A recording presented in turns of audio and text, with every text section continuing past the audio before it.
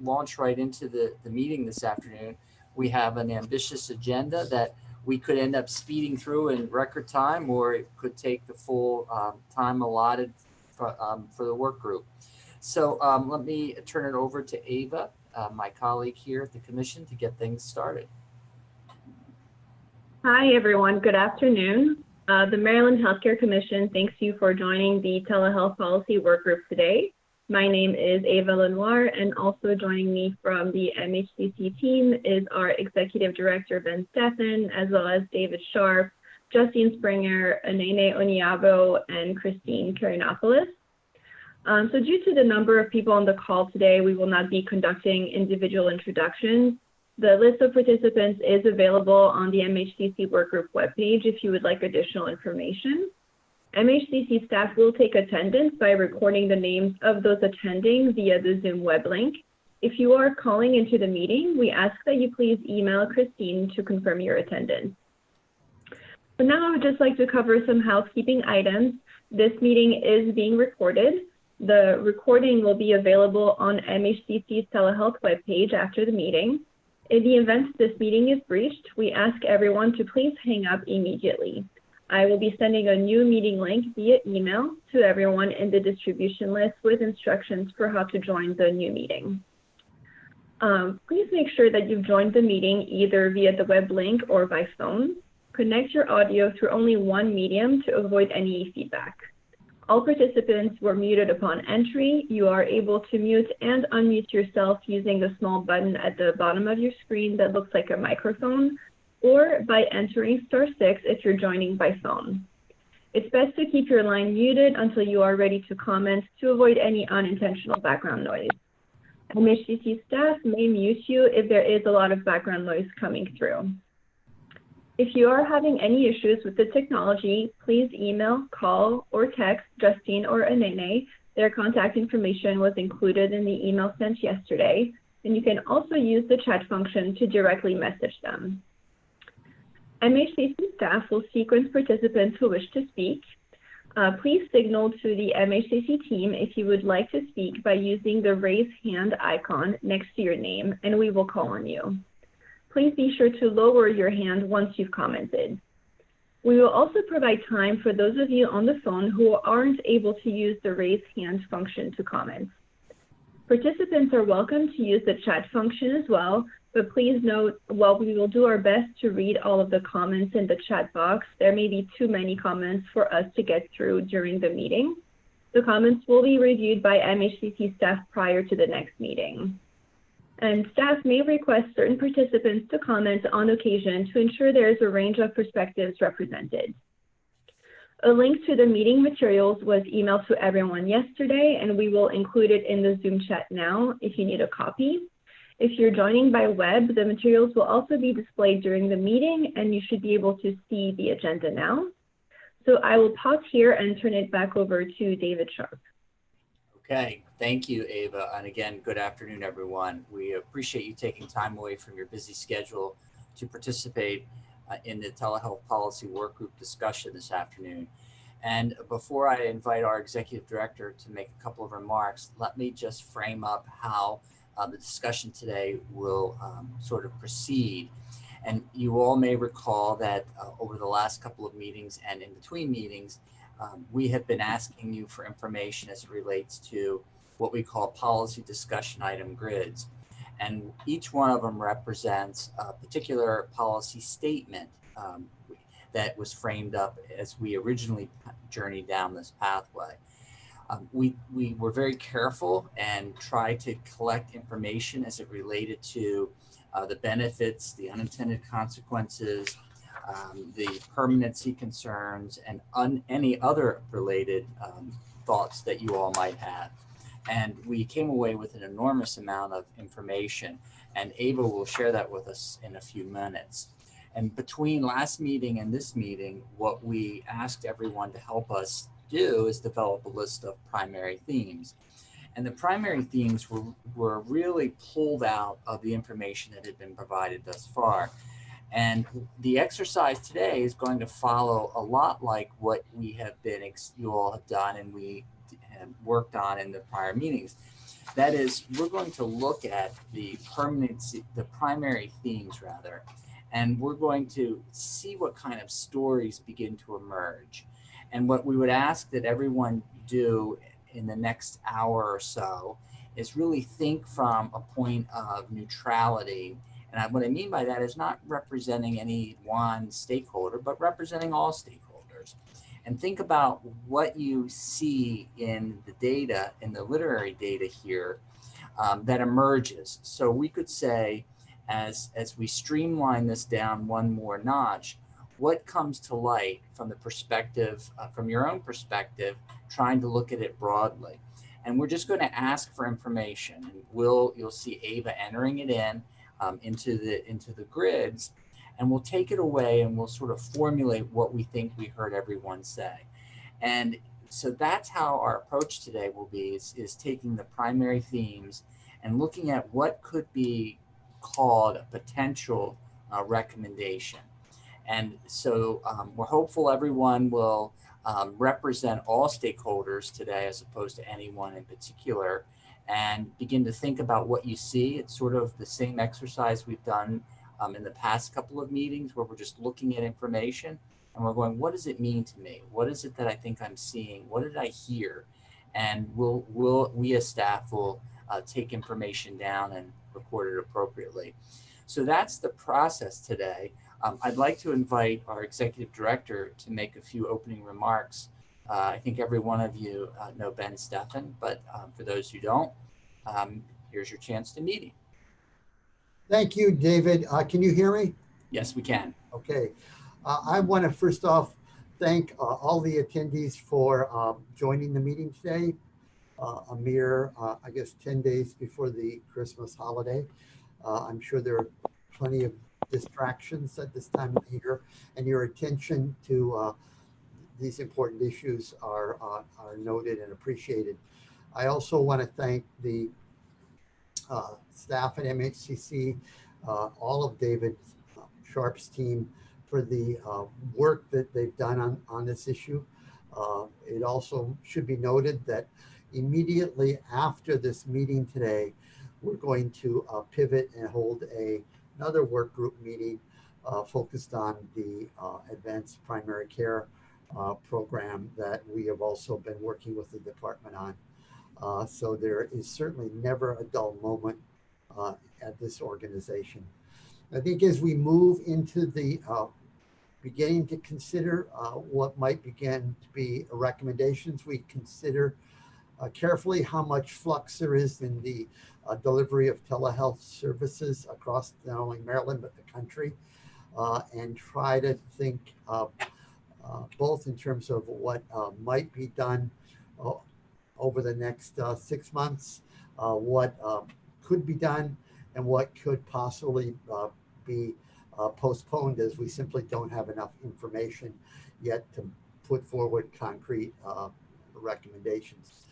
The pandemic has offered an opportunity to be a laboratory in the diffusion of telehealth, but I think there's a lot we have to learn, and we really appreciate everyone coming forward to share their experiences as we think about how it translates into long-term public policy. Thank you very much, and look forward to your comments today. Thank you, Ben, for that those remarks. Ava, if I could call upon you to bring up the policy discussion items table, and let's start off the conversation. If you'll recall, what you're seeing here is work that represents a contribution by many of you on the webinar today.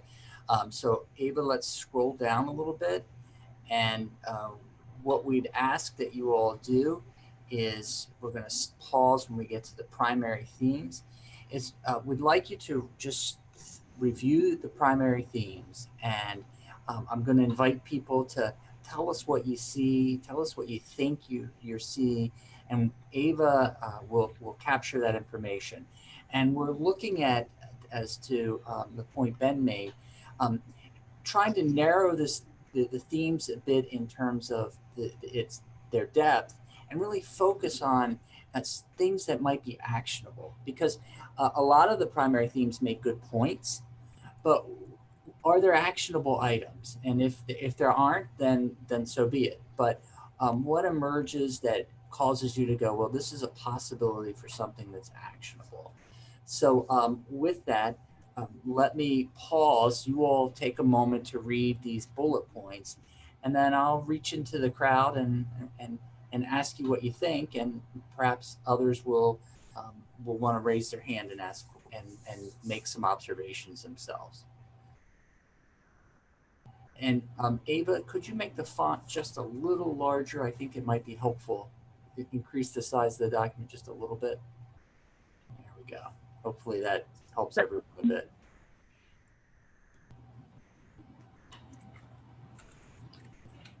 Okay, so let's see how this is working.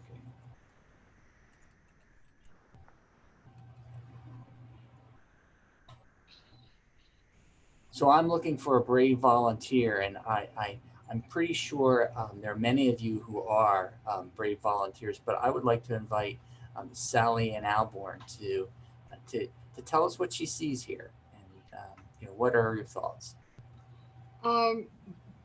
Broadening the use of telehealth in order to keeping in mind the needs of providers in their clinical judgment, and our consumers or clients in terms of their utility, and ensuring that in doing this we have consistent overarching policies, including consistent policies on reimbursement.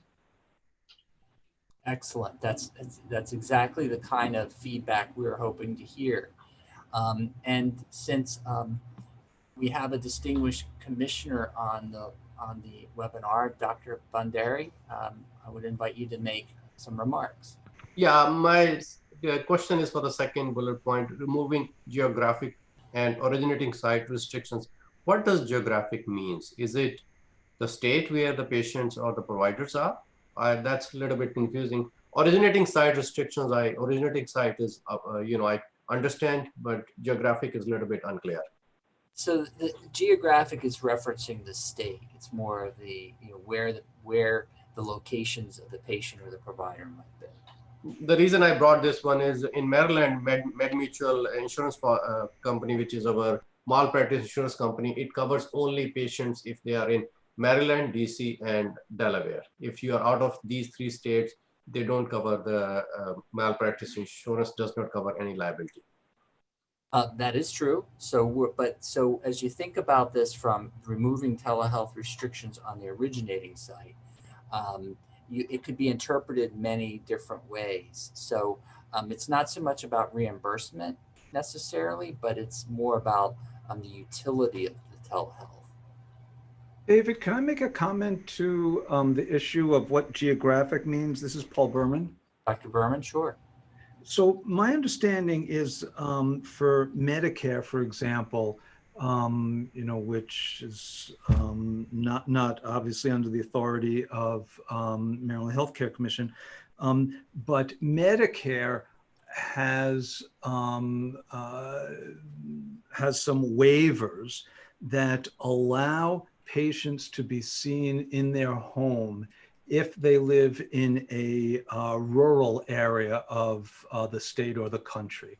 So they had waived certain restrictions on telehealth if people live in rural geographic areas. So that was my understanding of what this meant, removing geographic restrictions so that originating sites could be the home in areas other than rural areas. That is very true. That is very true. So do you have an observation, Dr. Berman, as it relates to the themes? So it seems to me that observation is in part the third bullet, that is that use of telehealth assists in reducing care costs, promotes access to care, and makes care much more easily available, but remains a problem for people of limited means who do not have access to computers and other electronic devices for healthcare. Okay, very good point. Thank you. Dr. Bondari, I see a hand raised. No, I asked already. Okay, wonderful. Thank you. Let's travel along a little bit. Hey, David, I have a question, if you don't mind. Sure. And I'm sorry to interrupt, but it's similar to what I mentioned last time. I'm really confused again. I think the chart we're looking at, and it's hard to see on the screen because you're trying to focus on the potential recommendation piece, is removing telehealth restrictions on originating sites. And are we supposed to be talking about just removing telehealth restrictions on originating sites? Because I don't know if I look at the recommendations, if that reflects a broader telehealth policy, or is it reflecting removing telehealth restrictions on originating sites? So that's a great question. I think what we're trying to do is collect thoughts from the group, and what we're at. I want to go back to that because it's easy for everyone to have different interpretations, and there's nothing wrong with that.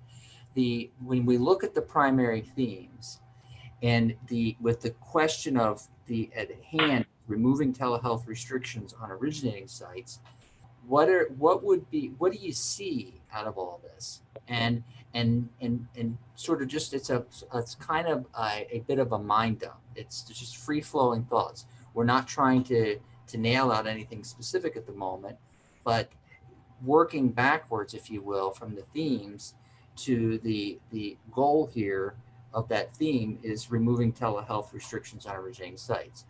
So I don't know. I'm not answering your question exactly because what we want to do is allow enough run room for interpretation that everyone has in mind versus having sort of a very centralized approach.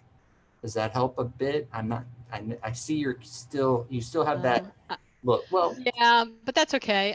I think that each one of these buckets is going to have different potential recommendation. And when you have broad themes like this, it's not responsive to the specific elements of each one. And so not yet, but just my point of view. Absolutely. And we hope to get there with your help. I'll try to stay quiet. That's not helping.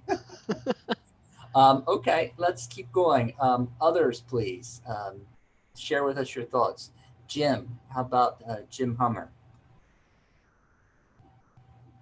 I just keep reading about the gaps and trying to make sure that as we make recommendations that we're trying to address those gaps. I know we need to focus on the providers and the reimbursement to them, and that it's accommodating for their time and so forth, but also to include in that, how do we address gaps and provide incentives or funding to help with technology, providing certain people with technology, or the time that it takes to build digital literacy with patients, because that's an investment, and with some folks that can be accomplished with time. So making sure that we think through that as well to try to narrow down some of these gaps. So let me ask the question a little bit differently and see what you all think. If you look at the bullets listed above under primary themes, and again, to go back to Deb's point, to make sure it's hard to see everything on one screen, but let me just remind you of the discussion item category, which is removing telehealth restrictions on originating site. If we are thinking either, you could take this list of bullets and above in the themes, the primary themes, some are actionable and some are more informational. I'll just call them that for the moment. If you were to look down the list and see those in your mind that are actionable, the list becomes even smaller. And if you then were to say, well, let me tell you what I see from those items that seem actionable, what might it come to mind? And let's look at the list and let's see if we can come up with a smaller list of actionable items. So Ava, under primary themes, why don't we add at the beginning of each bullet either an action, it's actionable, or we'll call it informational, and you can just put it in parens in front. And would we agree that this first bullet, rely on providers' clinical judgment, is more actionable than informational? David, this is Dr. Bhandari. It's more actionable. Thank It's based on the providers and consumers' preference. Okay, thank you. So Deb Rifkin, I'm going to invite you to give me your thoughts on the second one.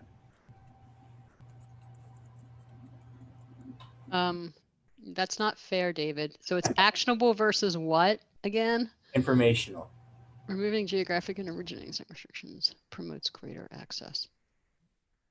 That's probably informational. Okay. Let's go down the list. Others, what do we think for the third bullet point? And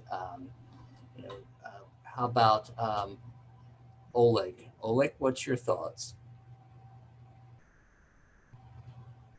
So the broader use of telehealth can assist in reducing the total cost of care.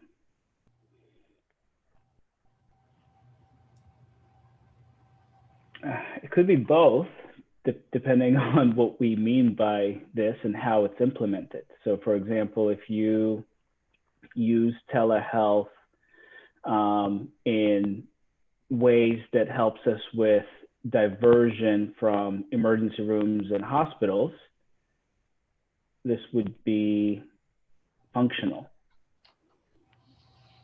but it could also be informational. So why don't Can it be both? Well, sure. That I think that's fine. But why don't we see if anyone else has any specifics about this one? Dr. Lawson, do you think that it could be either or do you sense that it's more one than the other?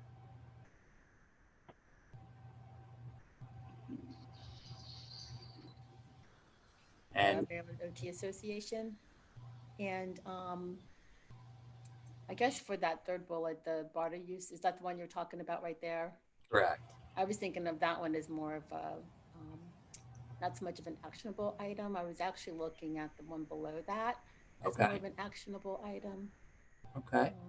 That So- one, and then even the last one, because that would definitely, there could be policies and actually something done to kind of outline some of those types of issues and, with more clarification or just different policy changes, but definitely something could come out of both of those. Okay. So I think, Ava, we're hearing that the third bullet point, I would go A/I because, and then on the fourth one, I think Dr. Lawson mentioned actionable. So let's see where that ends up. Matt, are you able to weigh in?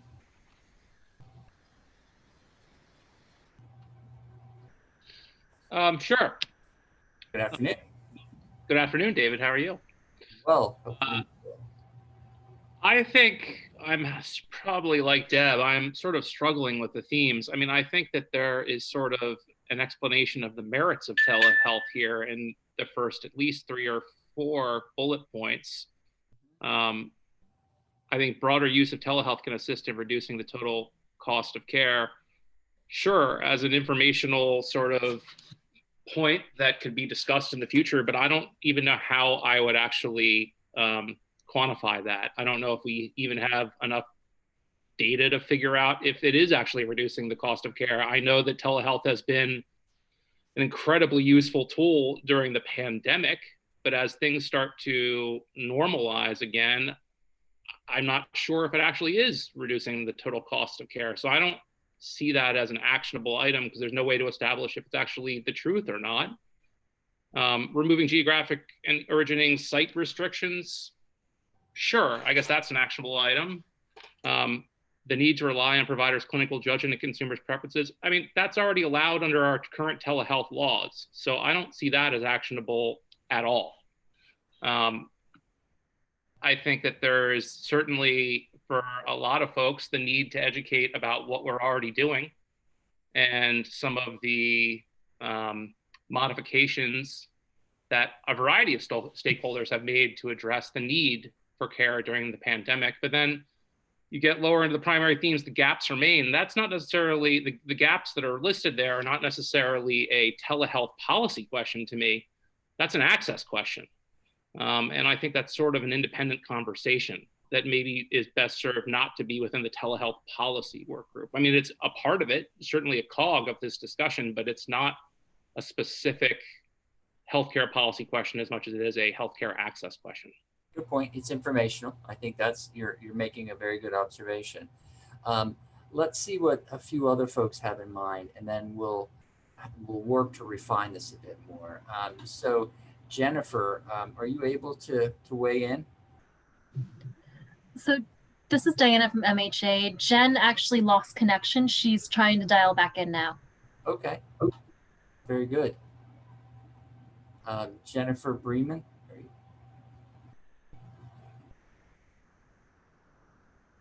Looks like you're unmuted, but you may.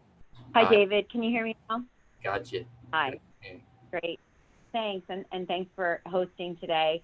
I think I'll probably echo a little bit of what Matt was just saying and his general themes that he hit on. As far as from an MCO perspective, I think our actionable item on this or any of the other points that we're discussing today remains that need for ongoing collection and analysis of clinical data as any telehealth policy is developed, just to ensure that whatever policy is being developed results in positive health outcomes.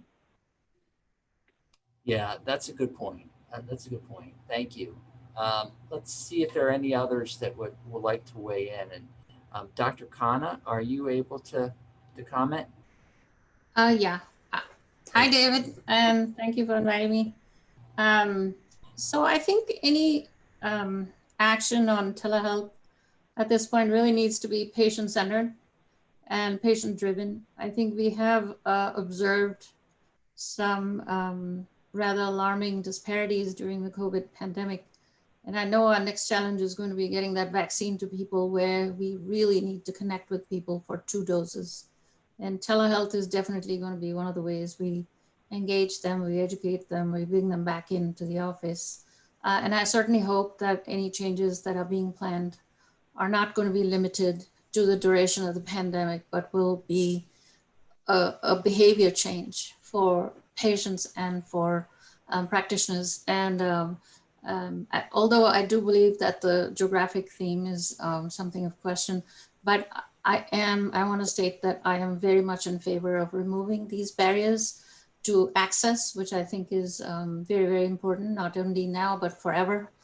I'd like to speak to those last two where we're talking about, is this premature? And I want to make sure I give you my opinion that it is far too late already. It has been time to do this much better a long time ago. And lastly, those gaps that we have, the mental health community has been working on giving patients some kind of hotspot where they can connect for appointments. And that seems to be the cheapest way to provide some kind of access to people. And I know that we have not heard broadband access in the rural area from any person today, but from having worked with those clinics, I know that broadband is a huge issue in those rural areas. So as long as we put that on this list, I don't expect it to be addressed altogether, but just as long as we remember that that is something we have to do. That's a very good point. So thank you. I also want to invite one of our other distinguished commissioners of MHCC, Dr. Akintada, and I apologize if I've done poorly on your last name, sir. Any thoughts here?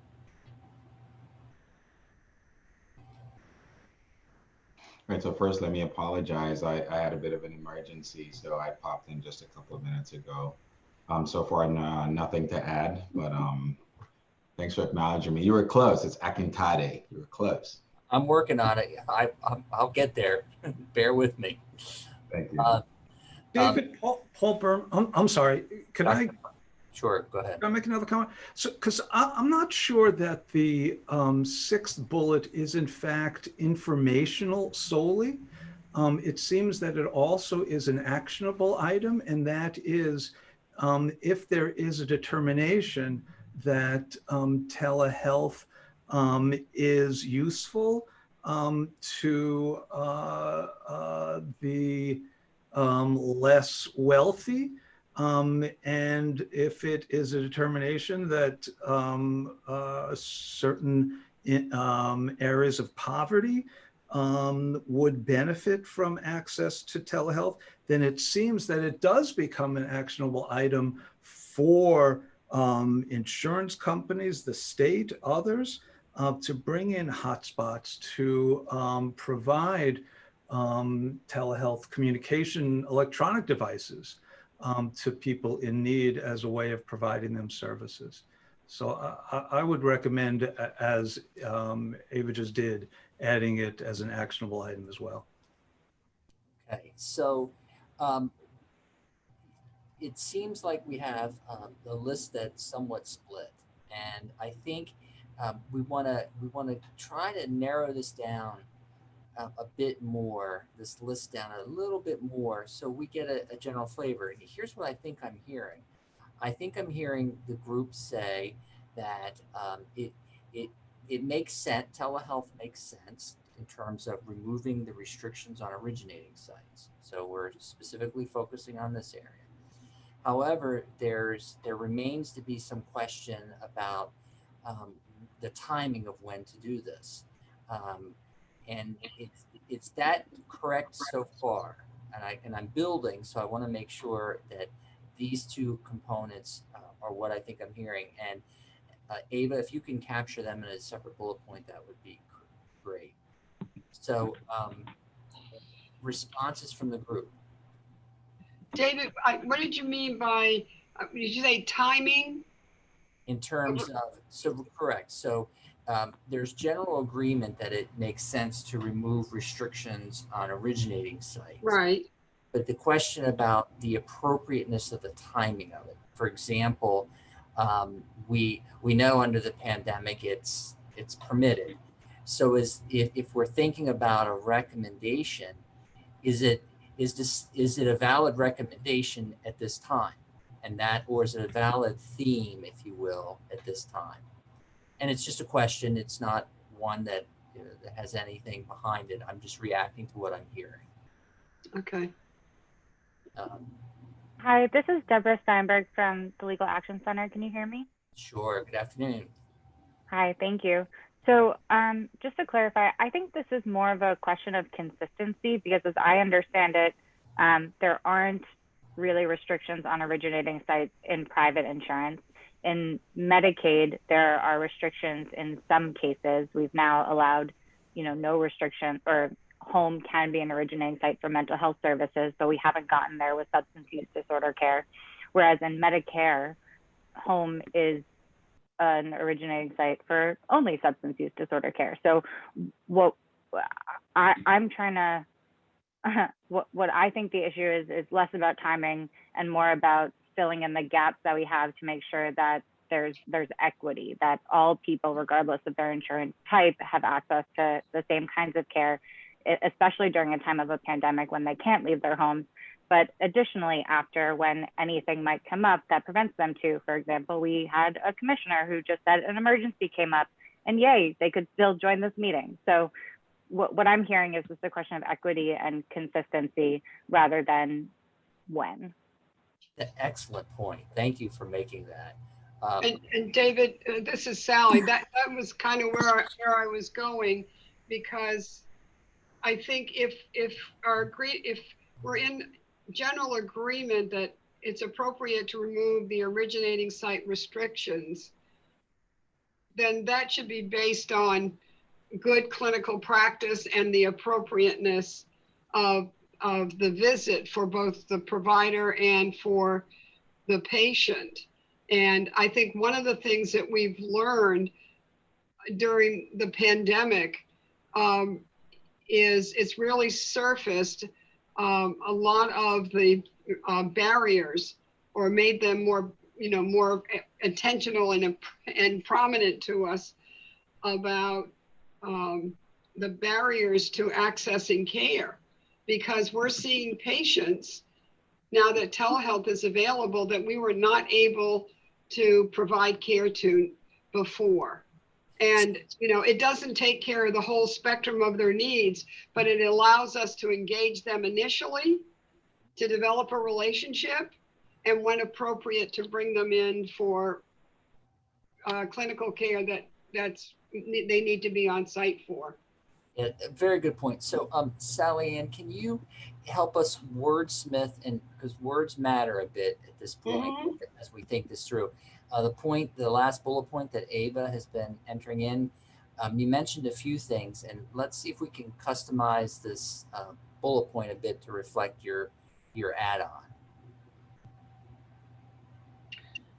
Well, I think my add-on was really anecdotal to just the general agreement on removing originating site restrictions. And then I would say, and then, a need for consistent policy. But I think beyond that, period. Yep, it captures, I think then this captures your thinking. Let's see if after policy, we need consistent policy throughout. Consistent policy throughout. Ava, you got that. And then let me turn to Jennifer Witten. Jennifer, good afternoon. Good afternoon, David, and good to see everyone. So just a couple of thoughts, and I think Deborah was kind of where I was in terms of just really kind of taking this back to the concept of originating sites. So the real limitation here is that Medicare and Medicaid have different policies in terms of what's allowable currently under their policies for patients accessing telehealth services at their location. So previously, Medicaid has been pretty restrictive in allowing certain services to be delivered to patients in their home. There was legislation that passed last session that started to allow some services to be rendered to a patient's home. So this is really about, to me, it is an access issue and it's about consistency.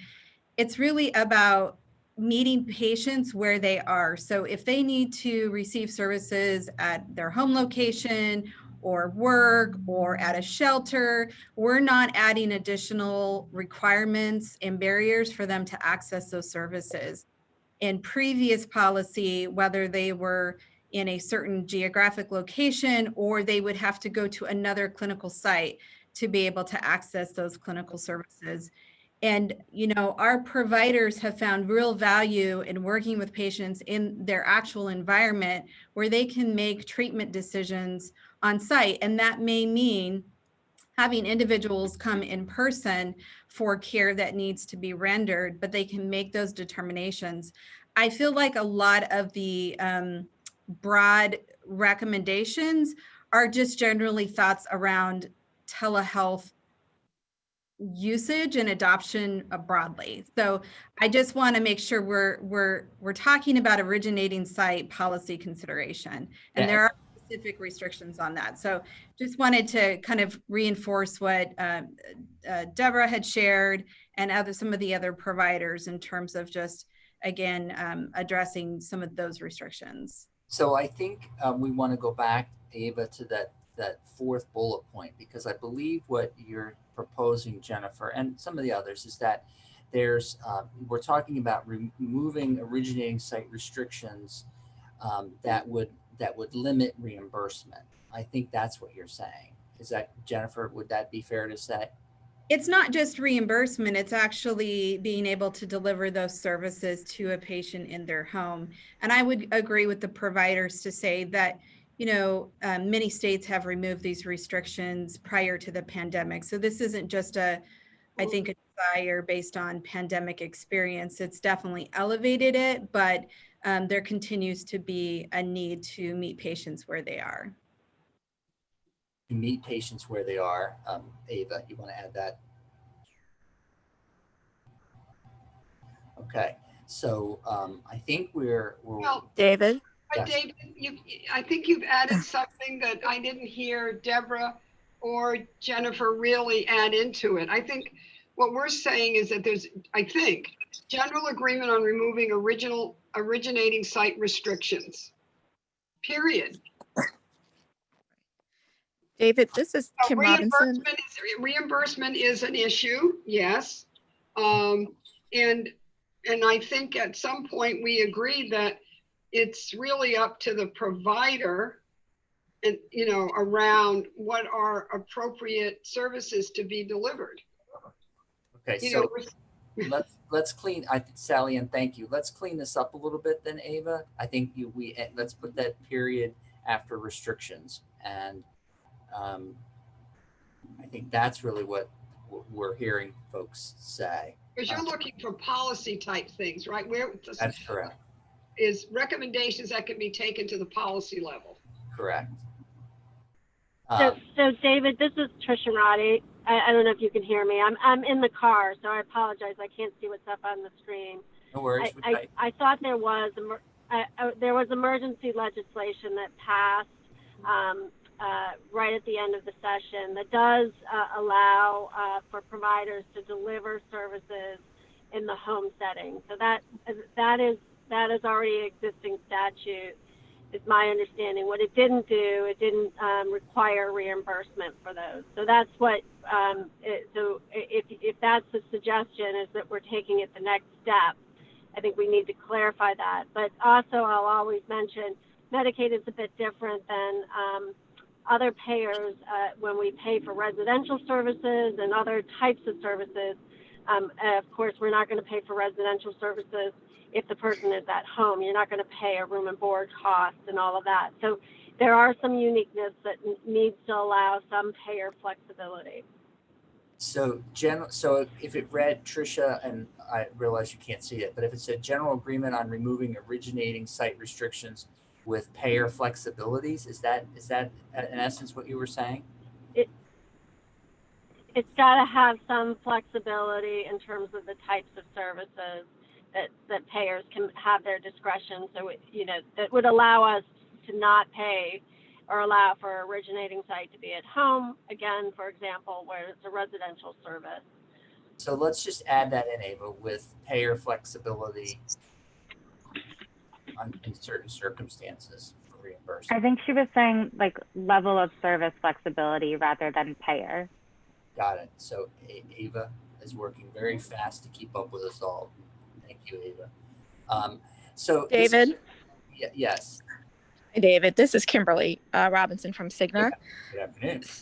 So I'm going to piggyback on something that Jen Whitten said. Okay. I'm struggling with this exercise in that the block was focused on originating site. And I think both the majority of your primary themes, as well as a really large swatch of these recommendations, are broad telehealth related recommendations and not specific to the topic of what are we debating around what should or shouldn't change regarding an originating site. And so I feel like we're having this really broad conversation around what was a really narrow policy question. And I'm having trouble connecting how one responds to that if you were to take this and put it in front of an audience of legislators and say, here's these recommendations that are about originating site. I feel like I would have to walk in the room and say, I don't agree these are about originating site. You've got pieces in here that are about other telehealth that I might not agree with, even when I agree that there ought to be removal of restriction around originating site, because these go far afield of where your block starts at the top, because your primary themes and these recommendations are far broader than that. Yeah, and let me address that because I'm having a really hard time connecting the discussion.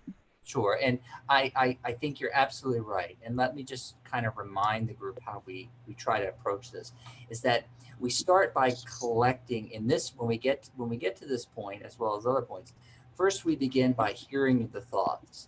And then we're able to call out specific elements of the thought, such as I think the bullet point, the fourth bullet point, which Sally Ann, I think we've heard a few other people weigh in on, seems to be related back to the policy statement, removing telehealth restrictions on originating site.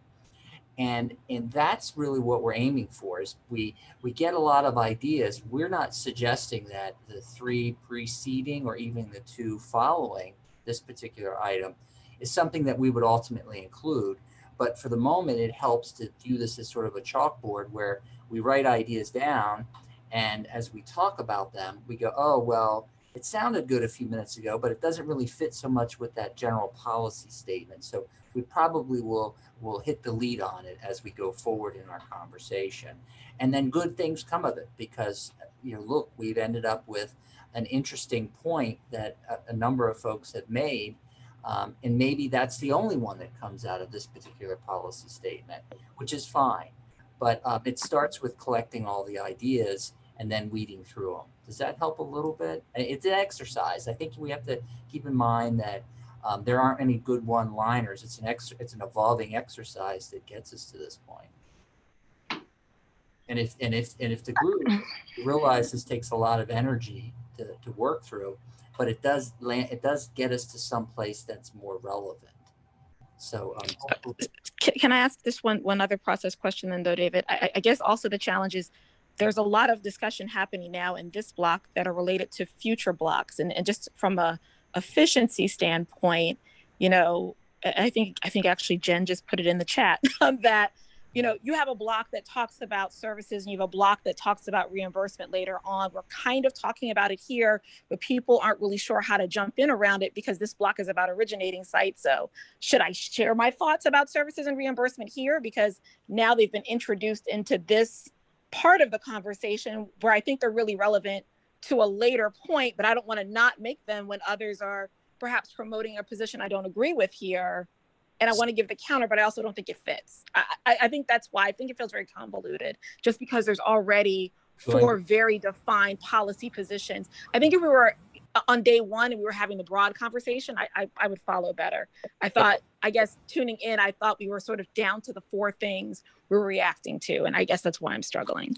Well, keep in mind that it's a large group here, and everybody's not going to come from the same place when we start.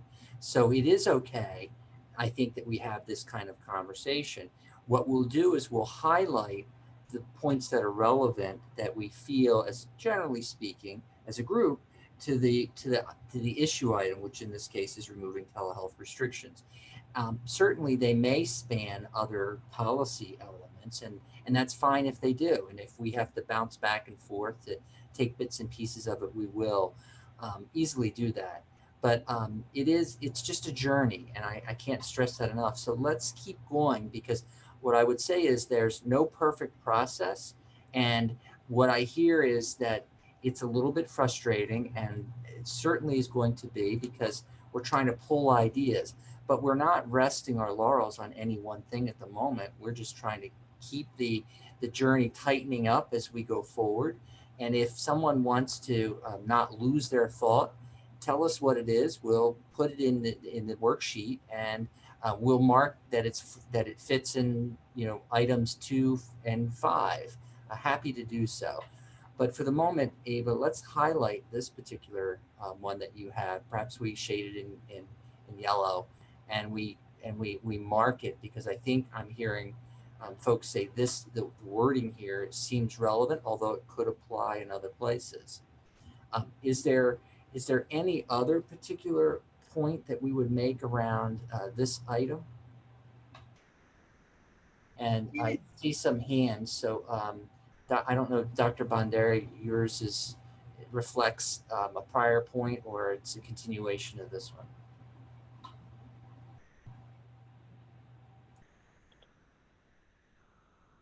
And not hearing any, so we'll travel along. Jennifer, are you bringing to light an additional question, or the hand is just still raised? And there. It might have been that it was still raised, but David, this is a process question. So, you know, MHA, trying to be responsive to the commission's request for feedback, you know, pulled together our own work group to offer, you know, hospitals' thoughts and recommendations to these specific issues. So I'm just wondering, know that we're going through this process now, but how will the commission recognize some of that feedback and incorporate it? Because we do have a number of our members here on this meeting, and I just want folks to recognize that we did submit pretty thoughtful feedback to this prior to the meeting. Indeed, and we are grateful for that, and many people on this on the webinar did much the same. We don't let any of them go to waste, if you will, and that with the output of what gets produced, everybody's comments who's contributed, even via email, can be included. But usually we take the comments from the information grids, we're calling them, and that whoever provided information, it gets included. So we're not leaving anything out. It's sort of telling a story, and we'll make sure that everybody's story gets told. And we'll certainly also talk to the process. So let's go onward. I'm getting a sense that we're all understanding this, and again, it is a bit of a lift. It requires us to give some of this a lot of thought. But let's see how the next one works out for us. And for those of you who can see the category, and for those who can't, the category is permitting audio only when the treating provider determines it to be safe, effective, and appropriate. So that is the issue at hand. And what we'd like to look at is more of the policy in terms of where we think the themes are leading us. So let's take a few minutes and just sort of go, we got one under our belt, at least as a draft, and a place to start. I wouldn't suggest that we've finished our work here, but let's see what kind of message comes to light around that second item, which again is around audio only. It's permitting audio only when the treating provider determines it to be safe and effective. We have 7 primary themes included in this table, and let's get a sense for what you all think about that. And we'll pause for a moment to give you a chance to read it, and then we'll invite some folks to participate.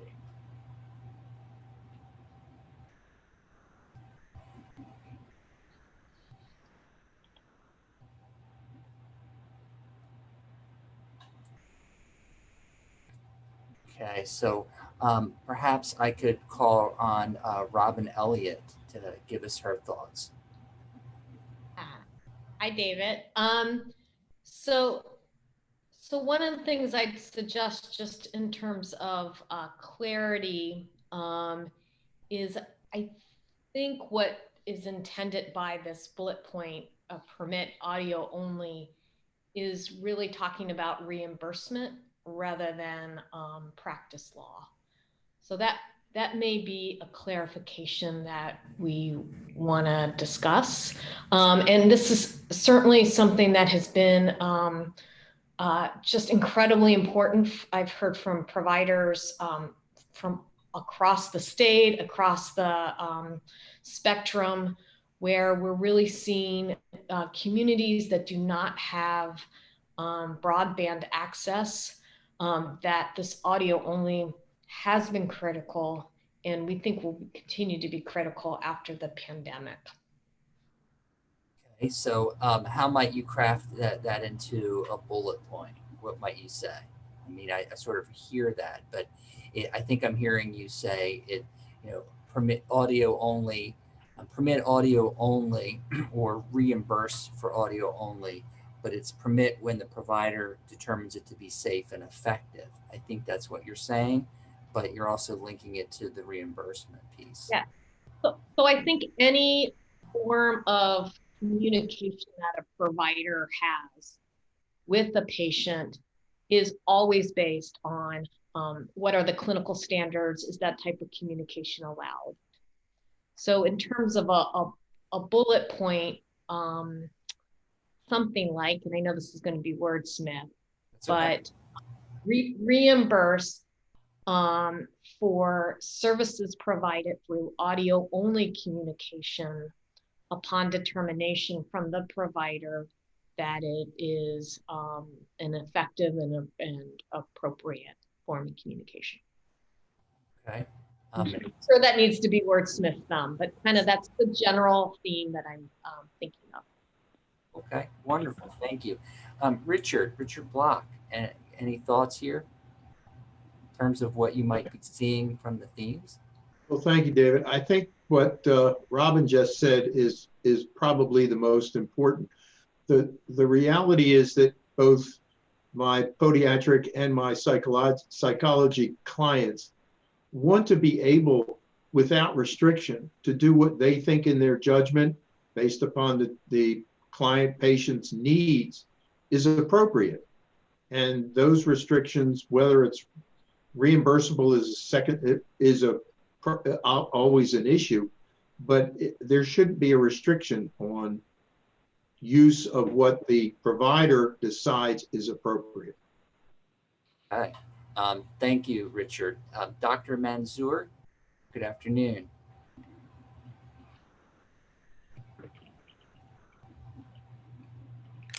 Yeah, hi, Dr. Sharp, David. Thank you for having me, and a great discussion. No, I was just thinking from more of the underserved, and we're thinking that the phone is available to everybody. Well, we're having difficulty having people having phones after oftentimes the minutes are limited. So sometimes we take it for granted that phones are available, but sometimes they're not. And I'm thinking along the lines of the originating site. I'm sorry to go back to that point. Oftentimes I think of the originating site as again, the resident's originating site. How does that look like? Sometimes they live in high-rise buildings where the only access to a phone or a computer would be the resident coordinator downstairs. And sometimes that access is overseen. So these are just my couple of cents here, but as the conversation goes along, I'll try to think of something else. Okay, thank you very much for that. How about David Cooney? Are you able to weigh in?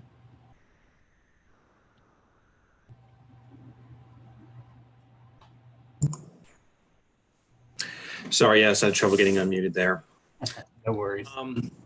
So, I mean, at this point, the MIA isn't really kind of making any potential recommendations here. We certainly want to weigh in on any kind of technical items or questions that you have, but I mean, I would just say it is the current statute for the commercial market doesn't require this. Carriers have voluntarily done it throughout the pandemic.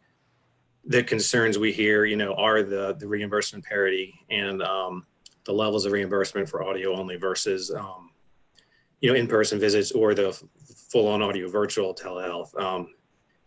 We hear concerns from providers that they believe there should be reimbursement parity, but of course carriers, bring up the point that the level of care of what they're covering, what they can provide audio only versus audio visual is very different. So, like I said, we're really kind of just hearing both sides of the issues now. We're not really in a position to make any kind of recommendation about it, though.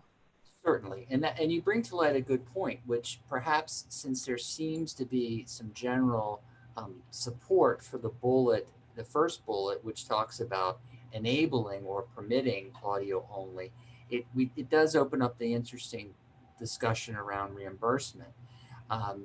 It strikes me that the payers, there's a general consensus around it should be allowed and reimbursed. The question is on the reimbursement level. Do we want to talk about flexibility in reimbursement levels based upon the carrier? I mean, is that something? I mean, earlier on we heard that there needs to be flexibility for carriers. Is in some way, could we add that into that first bullet point that might make this point more relevant? Kimberly, your thoughts? Kimberly Robinson?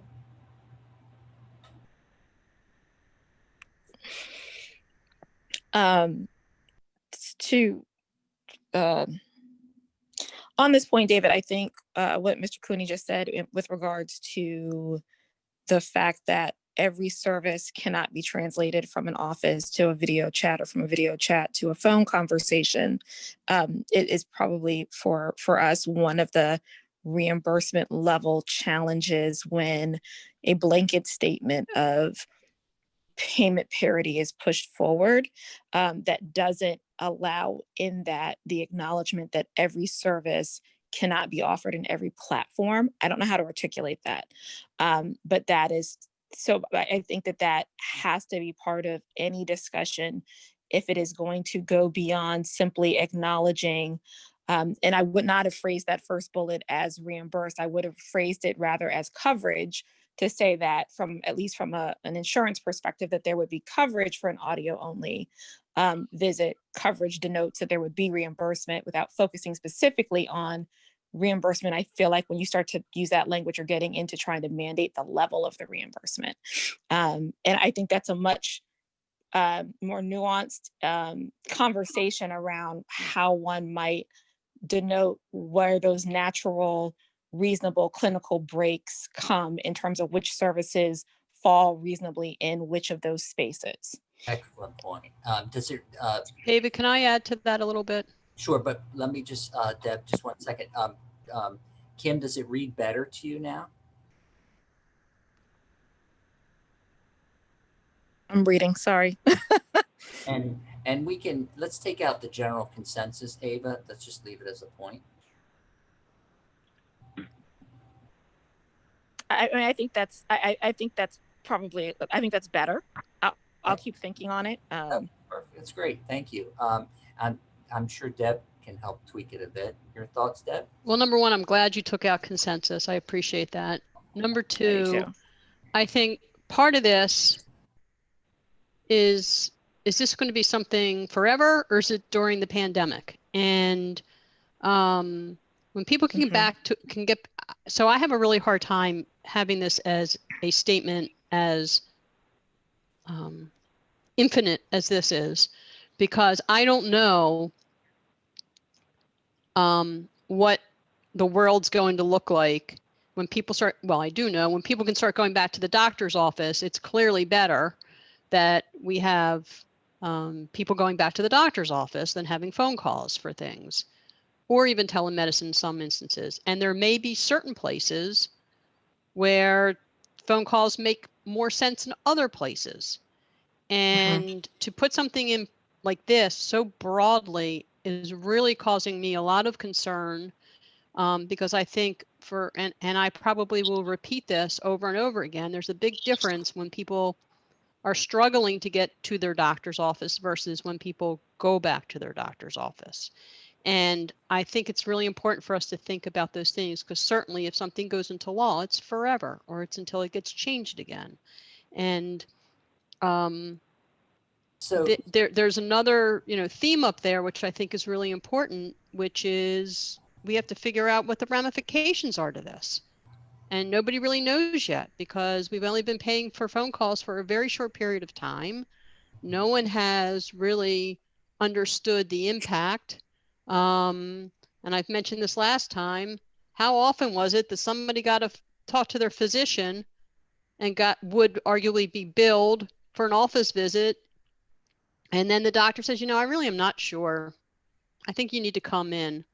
And so you make an office visit and you go in and you've paid twice for the same condition, the same symptoms. Or there really wasn't the same level of quality from that phone call. And we just don't know what the impact is. So before we start saying we should go, that this is the greatest thing ever, and we have to allow audio communications based on, the provider's decisions forever, I think we have to think about those. There's consequences. We don't know the impact, and we don't know if this really at least I don't believe necessarily this is something that should be forever. I don't know yet. It may be, but it may not be. So I have two thoughts. And I agree with Deb on that. Thank you for adding that, Deb. Sure, thank you. But I have a question. So is it, if the first bullet point were amended to say provide coverage under, and this is the amendment part, under certain circumstances, would that get to the point that part of the point you just raised? And I don't know, people look at circumstances very different ways. Some people, I could look at that in multiple ways, and I don't see anything about a limited duration of time. I don't see that being during a pandemic. I don't see that potentially talking about certain areas of the state or providers in the state. I mean, there's so many different ways people can interpret that. It makes me a little nervous. I don't know if it covers everything. Okay. I want to come back to your point about the length or the transition in terms of, with absent more information, is this something we should be permitted at some point? And maybe what we need to say is that for probably most, if not all of these different policy statements, there should be an observation made about doing some kind of analysis when the data becomes available. I mean, I think that's what I'm hearing everyone say. Well, David, this is Kathleen. Good afternoon. I appreciate you walking us through this. And I agree a little bit with everything I've heard, but I certainly agree with your last point. From my perspective, there was legislation passed near the end of session that, at least as it relates to Medicaid, most of that legislation probably would have moved forward in the absence of a pandemic because of the value that providers, whether you're hospital, MCO, physician, see in telehealth medicine.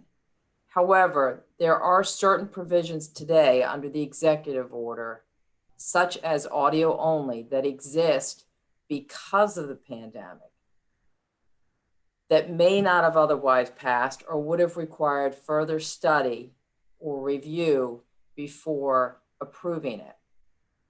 The silver lining, if there is one, to the pandemic is it ought to provide a multitude of data to be studied and analyzed over the course of the next several months when these executive orders and these laws remain in effect, because we're not going to walk out of this pandemic tomorrow or March or even June. So I think that there is a rush to legislate provisions that are currently in force and will remain in force for 6 to 9 months. And the data that we're gaining from those provisions ought to be analyzed before we legislate some of these measures, like audio only, into law. Yeah, I think that sounds like it's pretty much a consistent theme for most of these policy items. Is there should be some level of analysis on the use of telehealth as it relates to particular policy statements here. I think we all can generally agree on the value of audio only in a pandemic, because absent no care, audio only is valuable. What we don't seem to share, and I think there's a difference of opinion among the providers and probably if you went to patients, as to the value of audio only under normal circumstances. And that's what we need to determine.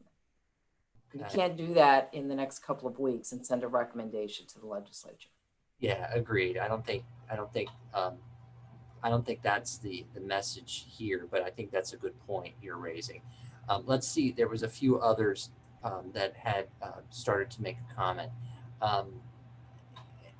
Madeline Jackson, are you able to comment? Yes, hi, thank you, David. I just wanted to add on this point, I'm with the HSCRC, and as we've been reviewing the changes that have been made in the Medicare space permanently from the PHE and the new calendar year physician fee schedule rule, they did decline to, they did add some telephone only services to the fee schedule. They declined for a number of these reasons that we're kind of restating here to move further. I think another big piece of this is the technical kind of rate setting side. How do you bill for these services? What is allowable and what's effective in audio only? So I would strongly suggest, or I would, strongly recommend that we kind of emphasize this data point that's been brought up by a couple other of the work group members, that, just having better data from the pandemic experience to inform what we would do moving forward would help us kind of iron out these kinks of, what's effective and valuable. And then also, how do we rate set for that? So is it fair to say that you could easily combine the first and second bullet point, such as study data from the current provisions related to audio only to determine coverage under certain circumstances. I mean, could the two be melded together, or do they seem too different to some of you? David, this is Jennifer, if I can just jump in here. Sure. And I appreciate all the discussion on this. And I think this is probably the most complex area for all of us as we sort of think about, these considerations and all valid. What I would say is a couple of thoughts. So the first bullet is really reflective of what is a covered service and what's reimbursable. And to me, again, this section is not really contemplating those sorts of considerations. This is whether or not we believe that permitting when appropriate and when safe audio only is should be permitted in terms of policy consideration for providers to use, again, as a platform to reach to patients who are having access issues. The way that we've approached this policy in Maryland in years past, and Maddie's correct, the federal government has had restrictions on recognizing audio only under the definition of telehealth. Whether we like that or not, that's sort of the current posture. So my recommendation is anything related to covered services or reimbursement should be in a separate section where we're really contemplating parity for reimbursement for those services. I think here, to me, there's an access issue, whether that's during the pandemic and post-pandemic. There will be pockets of population that may not have the technology or the accessibility for certain platforms. And so when appropriate, audio only at least allows some connectivity to a provider to make better informed decisions. I would think that most providers prefer an inpatient or a video audio conference, so don't dispute that. But there is value, and we do have data from our members articulating the value and patient engagement as it relates to audio only and other telehealth platforms. So would encourage us all to kind of dig into that and look at those experiences. But we have been tracking this for quite some time. I'd also say that, again, this is about sort of consumer choice too. And so, no one is saying that this is the only option for individuals. It's just, again, if it's the available tool, we want to ensure that providers have that availability. So it's really making the modification to allow it.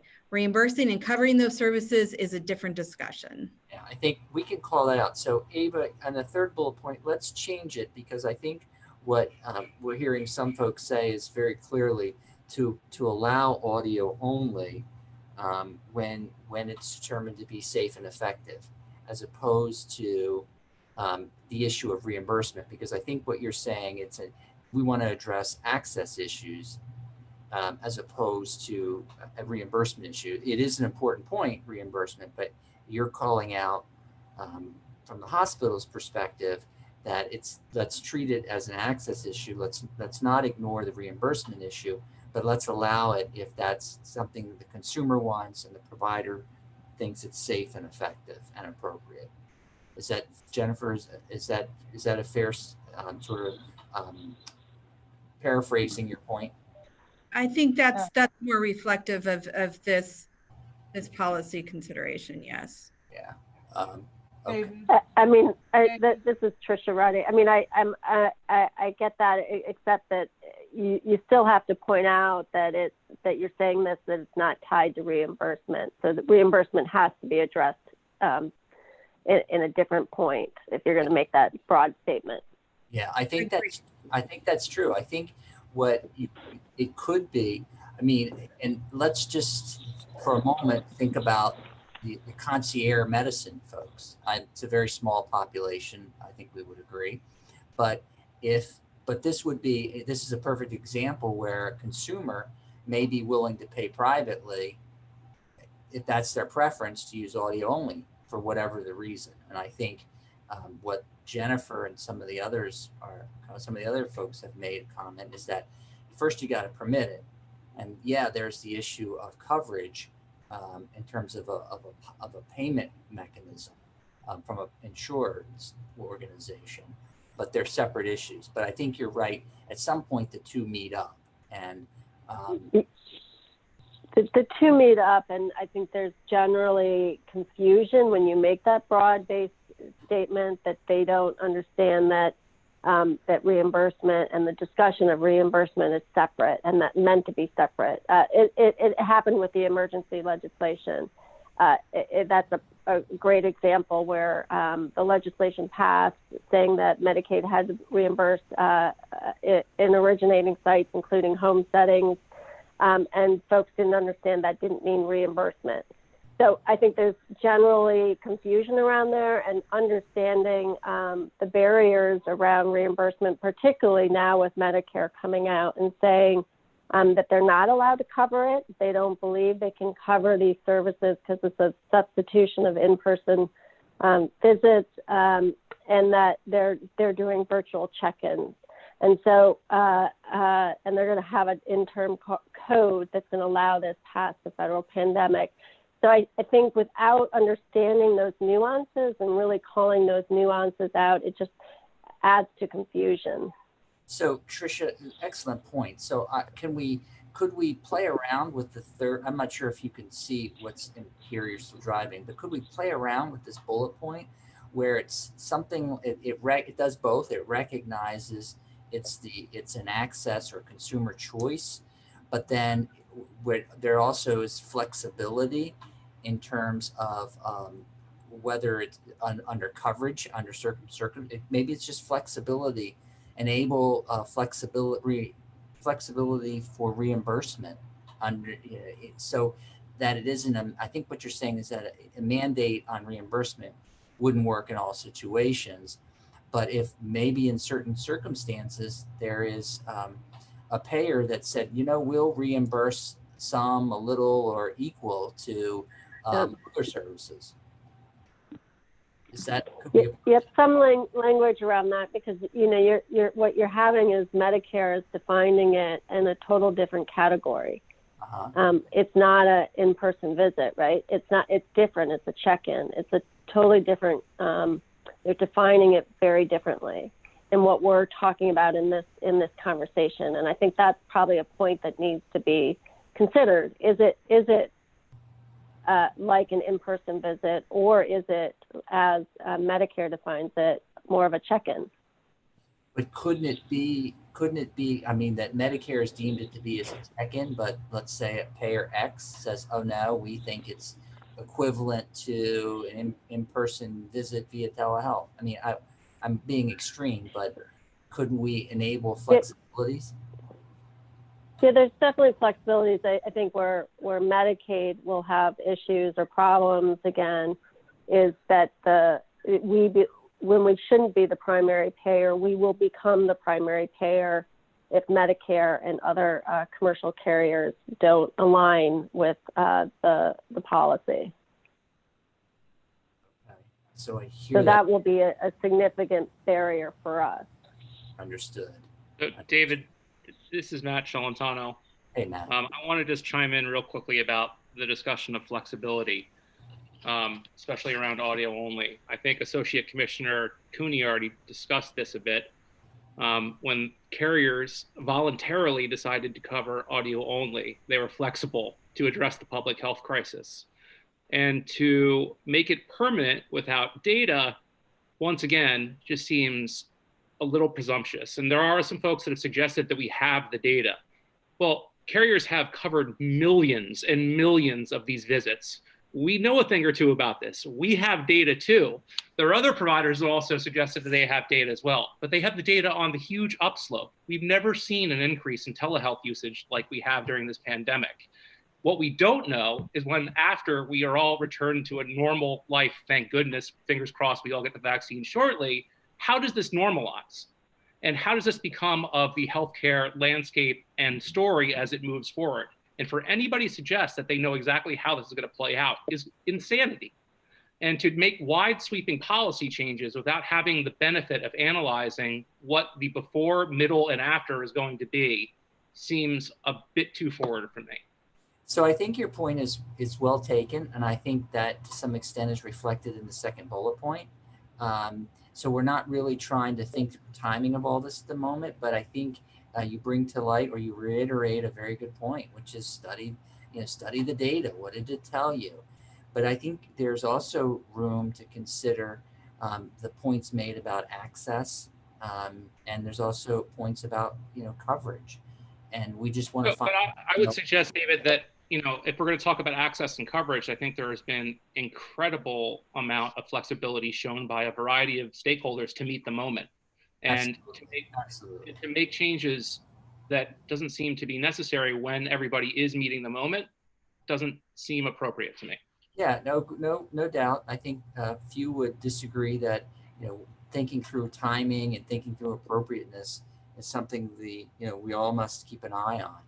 So let me, for the sake of pressing forward, we've brought up three very good important areas here, and I think Matt and others have talked a little bit about timing. I hear that we're talking about studying data, and that applies to a lot of the policies that are either conceived of at the moment or might be in the future. But at the same time, there's recognition, and I wonder if there's a way that we can sort of think about that recognition, because it's hard to walk away from the access issue completely, even if you're studying the data. I think that's a point we might want to just make sure we've really thought a lot about, and I would welcome thoughts from the group on that. David, Richard Block. Hey, Richard.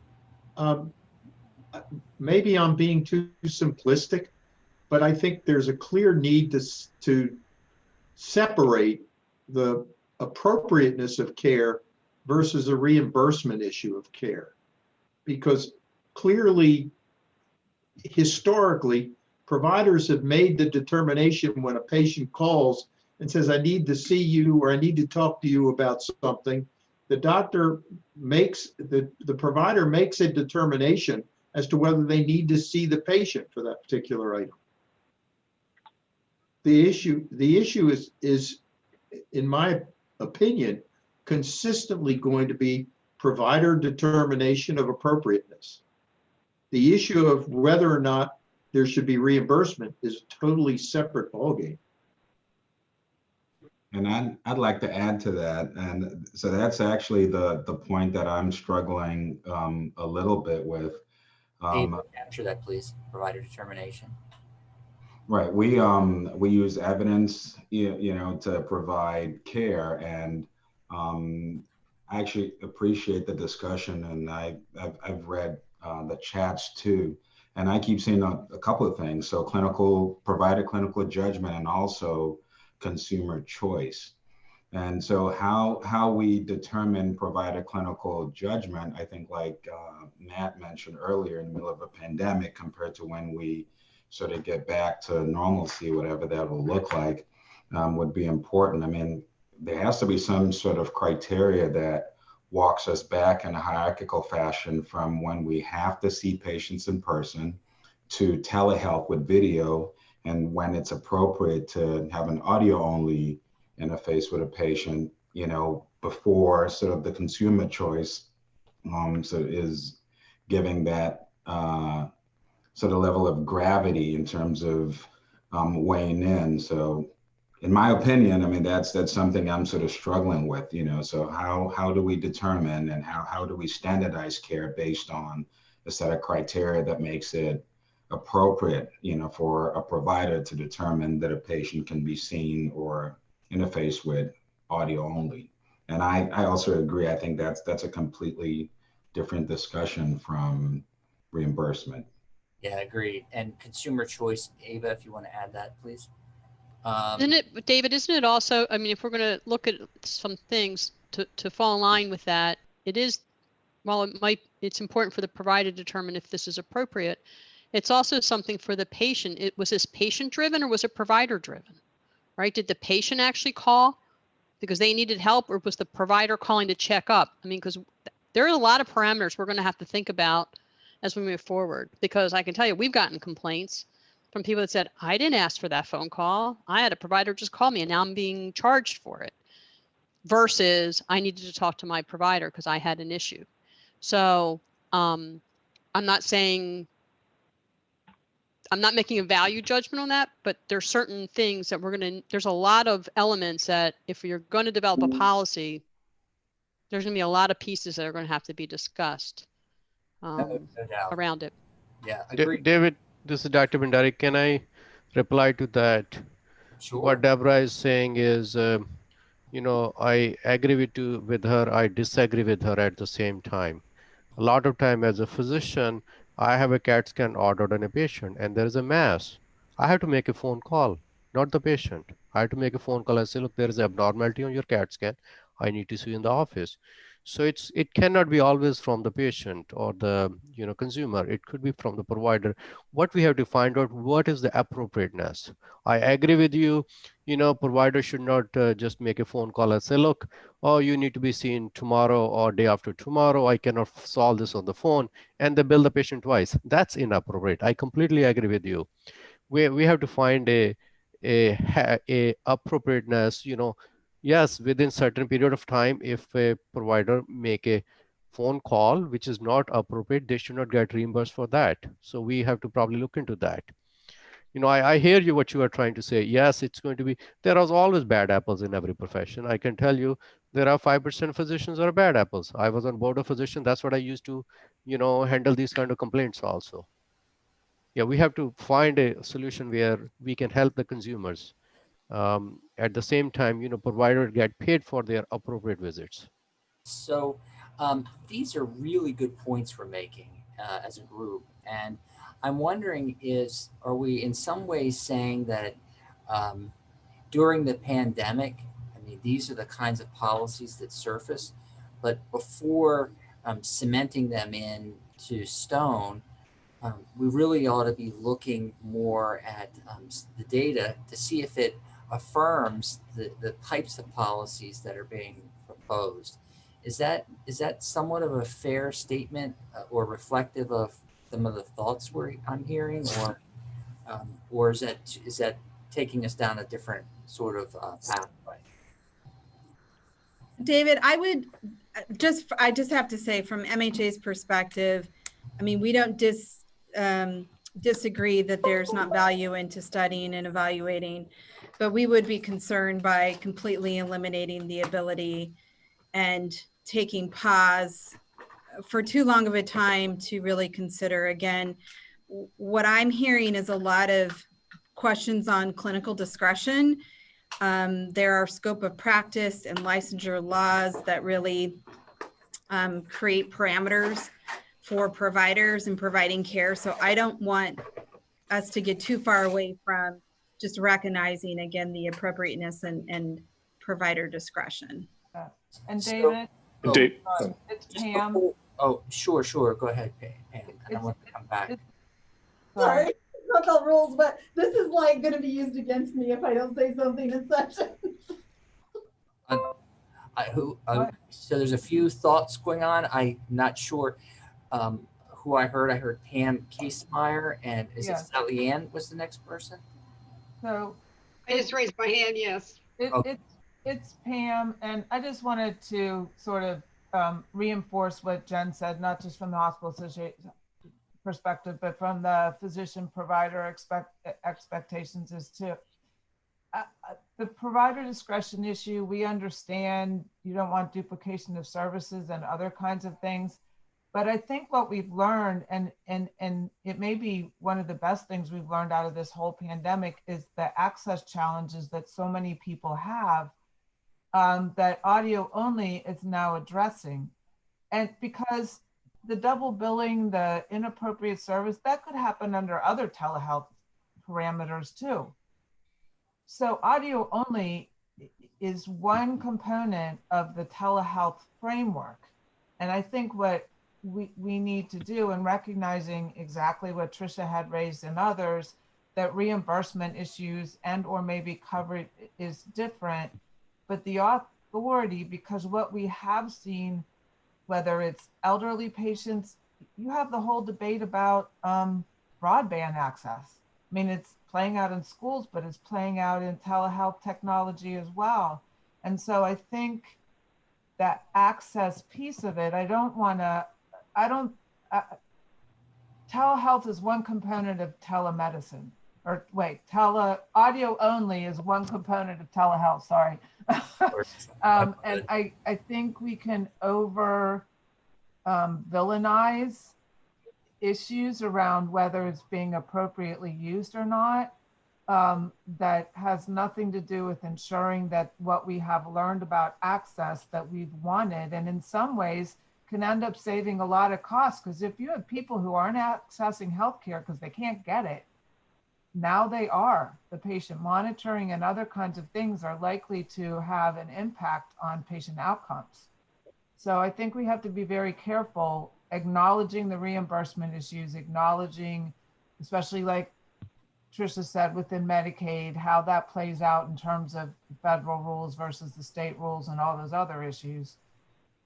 It is definitely an access question, separate and distinct just from the public health emergency that we've learned about. So Pam, in your thoughts, how could you allow for both? Meaning that you and others have noted that it's an access issue, first and foremost, perhaps.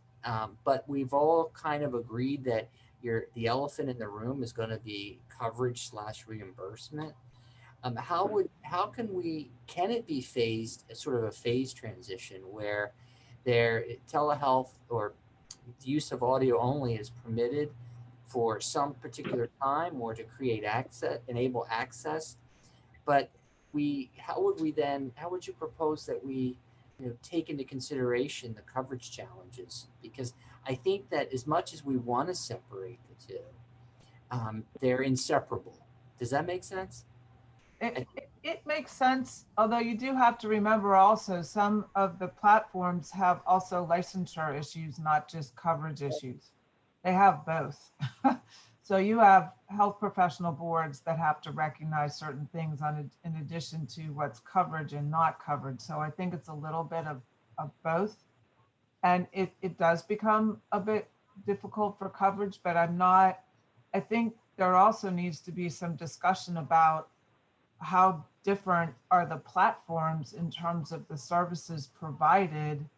And I'm not the person to answer that question. That's a little out of my wheelhouse, but I'm not sure people are choosing audio when they can or choosing audio only because it's all they can.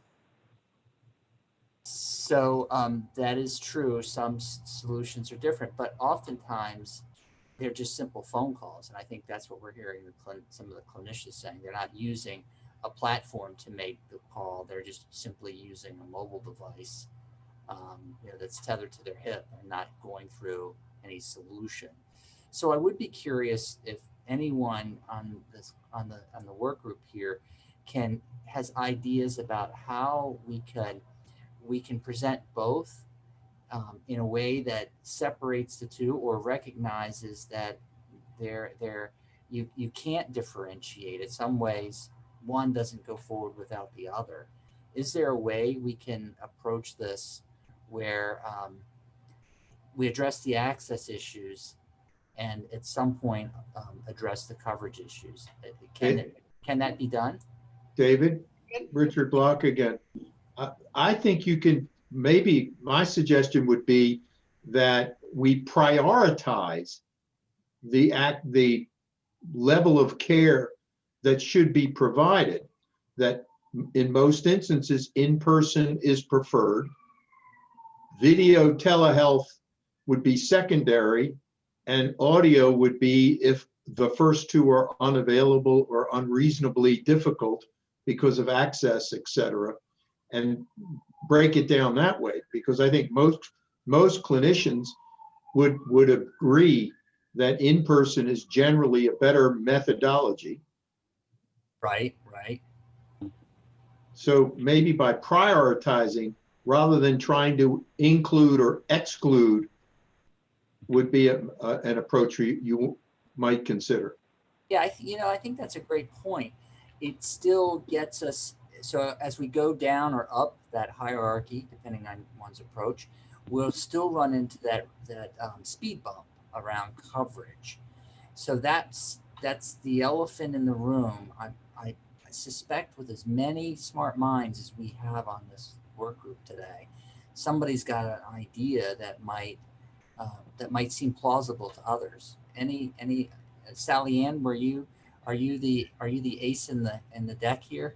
I doubt it, but no, I really just wanted to bring it back up to the policy issue.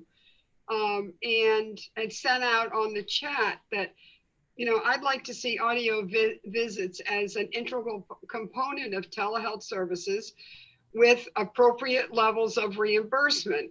And I had put in there sort of parenthetically based on time. So for example, behavioral health. That might be one kind of reimbursement because we're doing a lot of audio only behavioral health visits because out of necessity, or level of care. So, Dr. Block, I appreciated the idea of prioritizing, except who prioritizes. And so I do think we have to consider both the provider, what the provider wants, and what the patient wants. So if audio only is the only way we can at least do some treatment of the patient, that may be it's the patient setting the priority, not an administrator or a provider. That's just a commentary on the prioritization. So But if I can respond, first of all, I'm not a doctor, but thank you. Sorry. I'm a JD. But I was including in my prioritization the interaction and I guess preferences expressed by both the provider and the patient. It's not dictated by the doctor, but it is a consideration that the better level of care is generally in person, then video, and then audio. But that doesn't exclude the patient's input or access issue.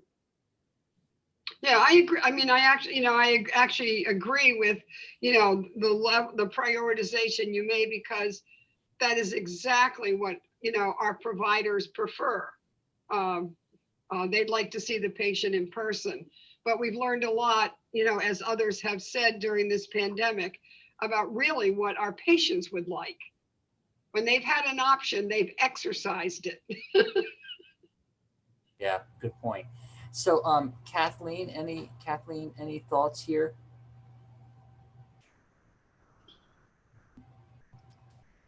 I don't think I have anything new to add at this time.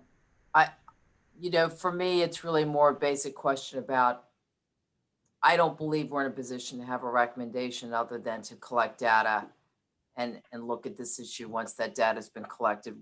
There's no urgency from my perspective, given the current situation and the fact that we have emergency orders in place.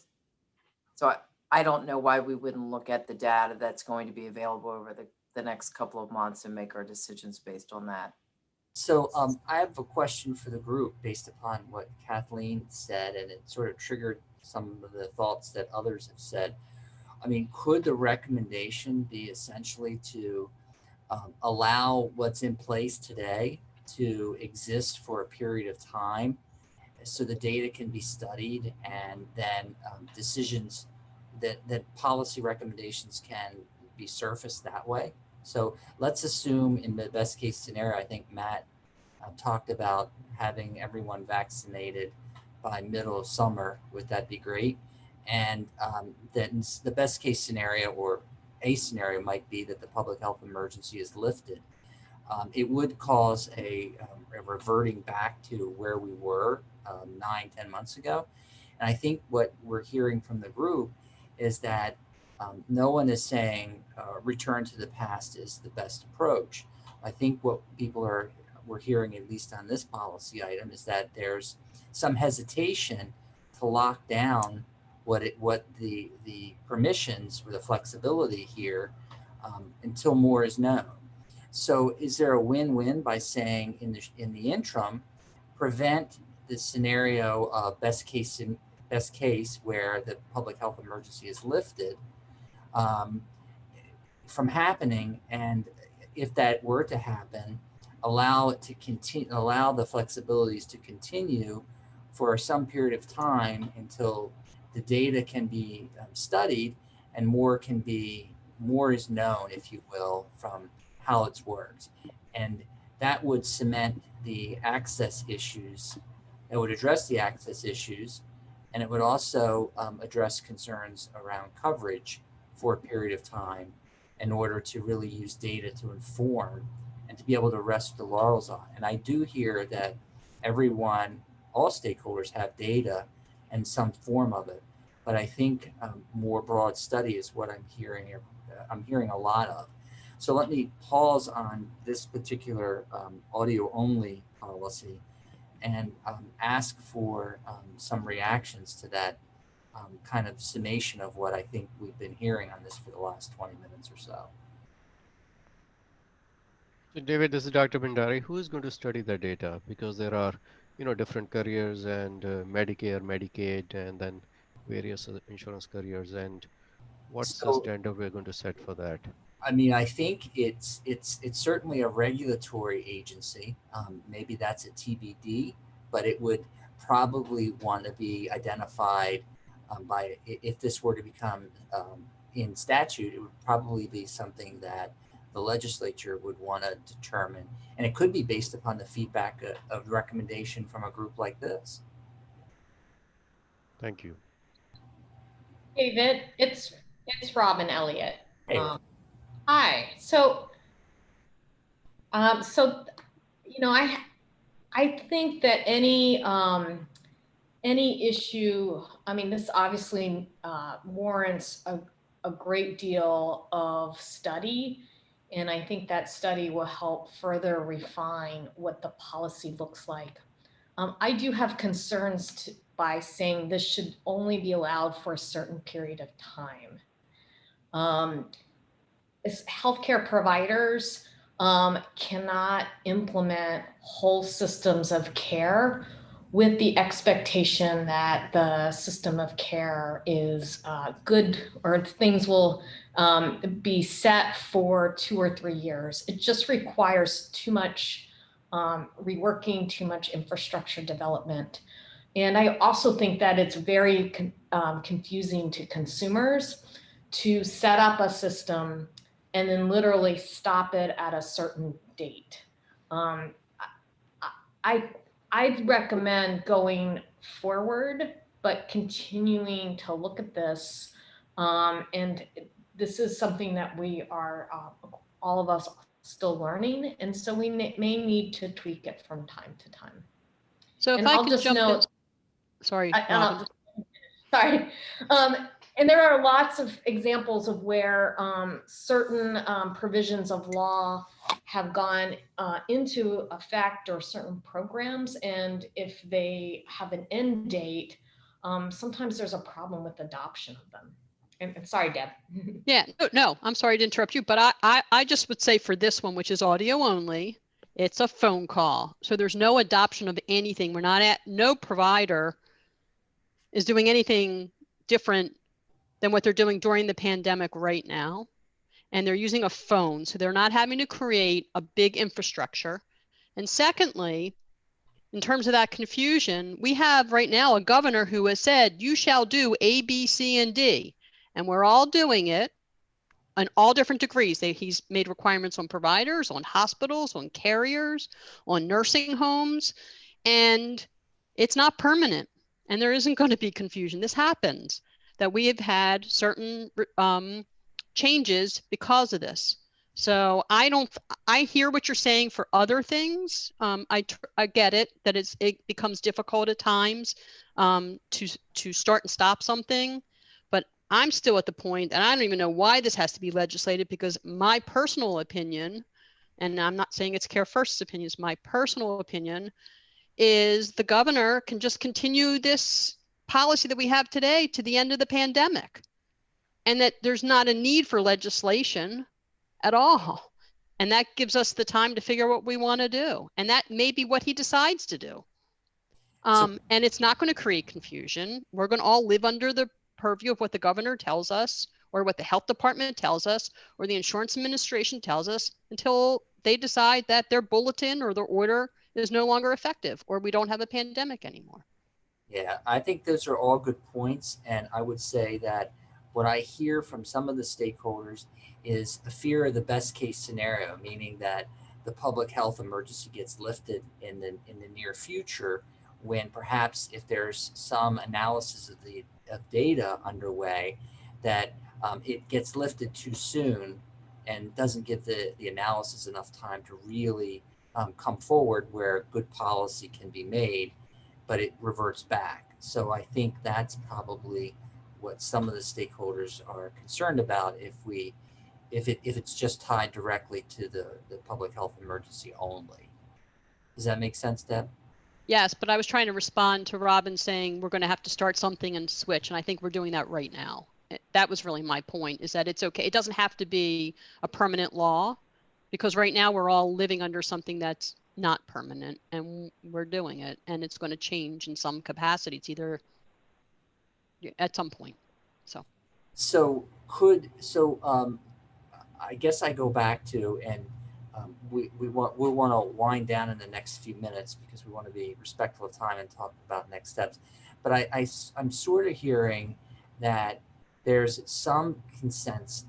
I use that word loosely. There's some agreement, or some sort of, it makes sense. Let's just say some of us think it makes sense if we were to say that for a period of time, as it relates to audio only, that it were to continue on, because there's an access issue, it addresses an access issue, and we recognize that the coverage issue is separate and apart, but we also recognize, to what Richard Block and others have noted, that even if you use a hierarchical method on preference for engaging patients, at some point you're going to get to the issue of coverage around audio only. And that what exists is permitted until the data can to an independent agency can really make sense of the data and make policy recommendations for consideration based upon what the information tells, what the information sort of addresses. Does that hover around somewhat of what I think we've been talking about for a while? It isn't the perfect end all, but it sounds like it gets to what I think I've heard Jennifer and Pam talk about from hospitals and physicians, and what we've heard Richard from the podiatry group. And I think it covers a little bit of what we're hearing some of the stakeholders representing payer groups talk a little bit about. How does that gel with folks so far? David, this is Ben. This has been very insightful, but challenging conversations. What I've heard everyone kind of grudgingly admit is a willingness to differentiate audio only from telehealth, and maybe more resistance on the part of some than others, and I think that is, the only hope for thinking about audio only coming out of the pandemic. I understand that many of the providers are fearful of this cliff, where it's covered today, not covered tomorrow. But the approach that Medicare has taken kind of seems like it could guide our way to recognize that phone only care does have a position, but it really does not meet all of the parameters of what we thought was telehealth in January of 2020. And probably we want to think about not not letting it bleed into telehealth post-pandemic in the complete in the way that it is during the pandemic. So I think that provides a framework for thinking about this, where audio only has a place, but it's different. I think Richard's kind of said that. Sally Ann said that. I don't know what, if I've heard that exactly from the payers, but it is really, as I see it, the only way forward. And Medicare has kind of set the mark on how this moves forward. They've been pretty cautious, but it might be a guidepost for us to move forward. I mean, think about this, that we had a long discussion about originating sites. The collapse of originating sites spawned audio only. We wouldn't have, under the Medicare model, you couldn't do audio only because you had to have an originating site, and it likely had the full features of telehealth pre-pandemic. We've gotten rid of audio or originating site requirements. Now we have to kind of figure out where this new / old technology fits in the quilt of advanced medical telecommunications, and I urge rationality on the part of everyone, because I don't think it fully meets all the requirements, but I hear everyone saying it's beneficial. Hey, this is Deborah from the Legal Action Center again. I agree partially with what you're saying, but I also want to make it clear that while Medicare has taken that stance, that's not the stance that other states have taken. We have already New Hampshire, Colorado, and DC that have allowed audio only in both Medicaid and private insurance, and are doing it at the same rate and as the same way as other audiovisual telehealth. So I don't think that there is a consensus that audio only is different. I think it might be different for some services than others. My grandmother keeps reminding me when we talk about telehealth that EKG is not the same. But at the same time, for me, as someone who has a mental health condition and regularly talks to my therapist on the phone, it is the same service for me. So I don't want to lose the consumer perspective, and I don't want to lose the perspective that other states are recognizing that audio only can be equivalent under certain circumstances. So I'm not saying it's every circumstance, but if we don't authorize it, if we don't allow it, then we lose the access, we lose that ability. So I just throw that in there to make sure that perspective isn't lost here. So this has been an enormously valuable conversation we've had this afternoon. Hopefully everyone has gained something out of it, and we're not halfway there yet. So we have scheduled an additional hold in January, and Ava will talk a little bit about that.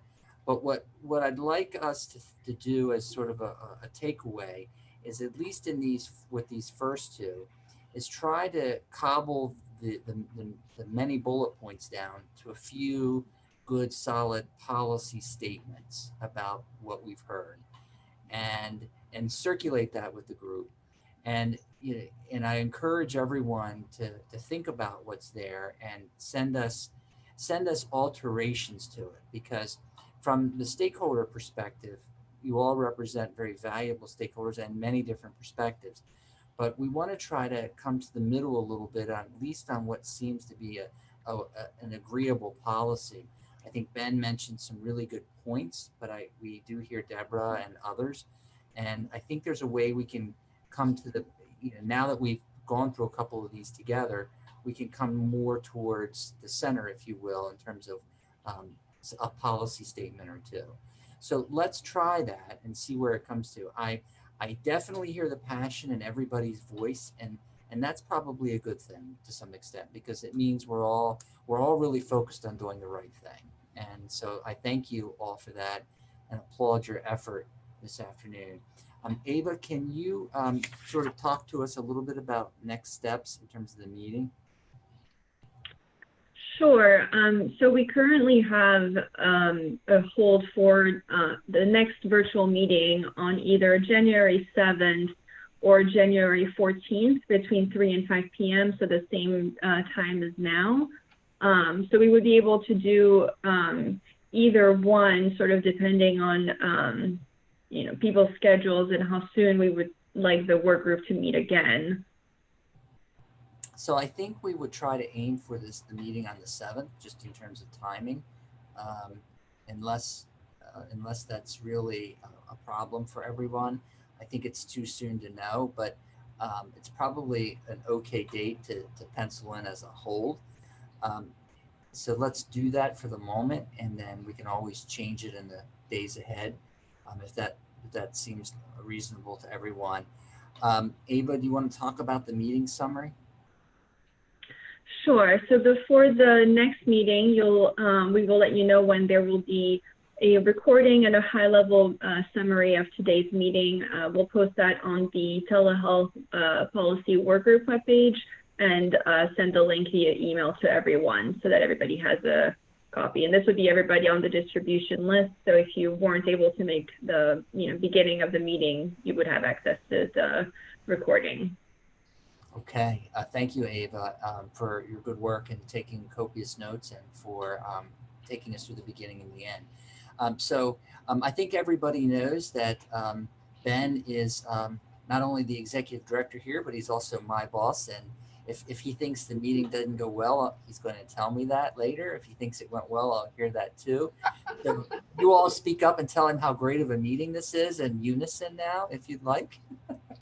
But I'd like to invite Ben to make. I just want to thank everyone for joining this meeting. We have another work group to start momentarily, so I want to let David, Ava, and the team get a short break before we resume broadcasting in 3 minutes. So thank you. You all be safe. Thanks, everyone. We'll look forward to talking to you either in the next couple of weeks or in the new year. Appreciate your time and input. Have a great evening and enjoy the snow coming up tomorrow. Thank you so much, everyone. Speak for yourself.